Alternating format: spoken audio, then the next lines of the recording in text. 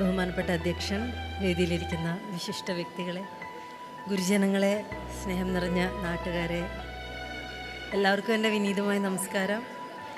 ഇവിടെ വരാനും നിങ്ങളൊക്കെ കാണാനും സാധിച്ചതിൽ ഒരുപാട് സന്തോഷമുണ്ട്. കേൾക്കാൻ പറ്റുന്നുണ്ടോയെന്ന് എനിക്കറിയില്ല കേട്ടോ. അവിടെ ഇരിക്കുമ്പോൾ ഇവിടുന്ന് സംസാരിക്കണം, ഒന്നും കേൾക്കാൻ പറ്റുന്നില്ലായിരുന്നു.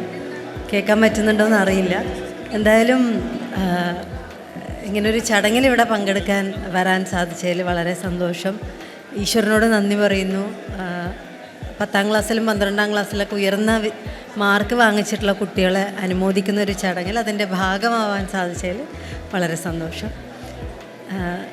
ഇത് എന്താ പറയുക, ഞാൻ വളരെ അപൂർവം മാത്രം ഫംഗ്ഷനിലൊക്കെ പോകുന്ന ഒരാളാണ്. പക്ഷെ ഇന്നിവിടെ വരാനുള്ള ഒരു പ്രധാനപ്പെട്ട കാരണം എന്ന് പറയുന്നത് ഈ ട്രസ്റ്റിൻ്റെ ചെയർമാൻ തന്നെയാണ്. സാലിക്ക, അദ്ദേഹത്തിൻ്റെ കുടുംബം എന്ന് പറയുന്നത് ഞങ്ങളുടെ കുടുംബം തന്നെയാണത്. അപ്പോൾ ഒരു ഫംഗ്ഷന് വേണ്ടി അങ്ങനെ വിളിക്കുമ്പോൾ ഒരിക്കലും അതിന് നോ പറയാൻ പറ്റില്ല. അദ്ദേഹത്തിൻ്റെ ഈ നാട്ടുകാരനെ നിങ്ങളുടെ അടുത്ത് ഞാൻ അദ്ദേഹത്തിനെക്കുറിച്ച് കൂടുതൽ പറയേണ്ട ആവശ്യമില്ല എന്നറിയാം.